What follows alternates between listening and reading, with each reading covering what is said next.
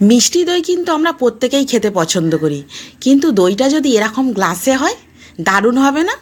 ছোট ছোট গ্লাস প্রত্যেকের হাতে ধরিয়ে দিলেই হয়ে গেল। তাহলে আর কেউ বলতে পারবে না যে আমাকে 1 চামচ কম দিয়েছে কি ওকে 1 চামচ বেশি দিয়েছে। কি দারুণ লাগছে না?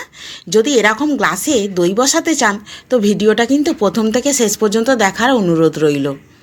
তো এখানে আমি 500 গ্রাম দুধ নিয়ে নিয়েছি, মাদার ডেয়ারি দুধ নর্মাল, এবং দুধটাকে একটু গরম করে নিচ্ছি। এখানে নিয়ে নিয়েছি 5টা ছোট ছোট গ্লাস। এই ছোট ছোট গ্লাসেই কিন্তু আমি দইটা বসিয়ে দেব। কি দারুণ লাগছে না? আর এখানে 1 কাপ চিনি নিয়ে নিয়েছি আর 1/2 কাপ আমুল দুধ নিয়েছি। আর এখানে দই বসাবার জন্য মিষ্টি দই 1 বাটি নিয়ে নিয়েছি। তো এই মোট লাগছে, আর কিছুই লাগছে না। তো দুধটা গরম হয়ে যাওয়ার পর এখানে আমি যে 1 কাপ চিনি নিয়ে রেখেছিলাম এটা দিয়ে দিলাম। তারপর একটু নাড়াচাড়া করে নিয়েই এর মধ্যে আমি দিয়ে দেব যে 1/2 কাপ আমুল দুধটা রেখেছি, ওই আমুল দুধটাও আমি এর মধ্যে দিয়ে দিচ্ছি। মোটামুটি যা দেবার দেয়া হয়েই গেল। এবারে বেশ অনেকক্ষণ ধরে দুধটাকে আমি ফুটিয়ে নেব। ফুটিয়ে নেব মানে একেবারে লাল করে নেব, মানে হাফের থেকেও কমিয়ে নেব দুধটাকে। তো অনেকক্ষণ ধরে ফুটে ফুটে দুধটা দেখুন একদম তলানিতে নেমে গেছে। তবে না হবে এরকম মিষ্টি দই সুন্দর। তো এখানে আঙুল দিয়ে দেখে নিলাম, চেক করে নিলাম, ঈষৎ উষ্ণ গরম থাকতে থাকতে আমি দইয়ের বিষটা দিয়ে দেব।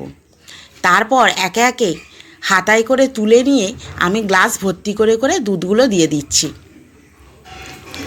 তো এই রকম গ্লাসের দই কজন খেয়েছেন কমেন্ট করে প্লিজ জানাবেন। আর রেসিপিটা যদি ভালো লাগে প্লিজ বাড়িতে বানাবেন এবং অনেক অনেক করে শেয়ার করবেন, লাইক করবেন, কমেন্ট করবেন এবং সাবস্ক্রাইব করে একটু সাপোর্ট করবেন। তো একে একে গ্লাসগুলো আমি ভর্তি করে দিলাম।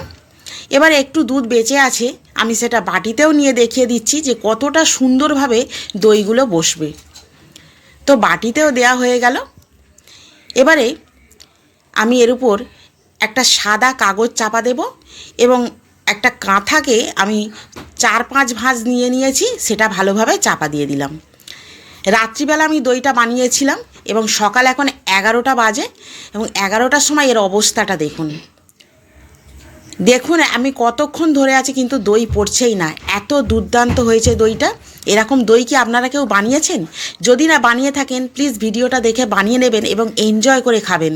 ছোট বড় প্রত্যেকের কিন্তু দুর্দান্ত লাগবে। আর যখন খুশি এরকম ছোট ছোট পাত্রে দই বসিয়ে নেবেন, দারুণ লাগবে। হাতে একটা গ্লাস নিয়ে নেবেন, একদম কমপ্লিট হয়ে যাবে খাওয়া, খুব ভালো লাগবে। আর বড় জায়গায় দই বসালে তো কাটার পর জল কেটে যায়, কিন্তু এরকম ছোট জায়গায় দই বসালে দারুণ লাগে।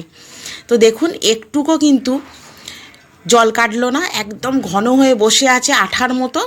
তো এই ভিডিওটা যদি ভালো লাগে প্লিজ লাইক কমেন্ট শেয়ার করবেন।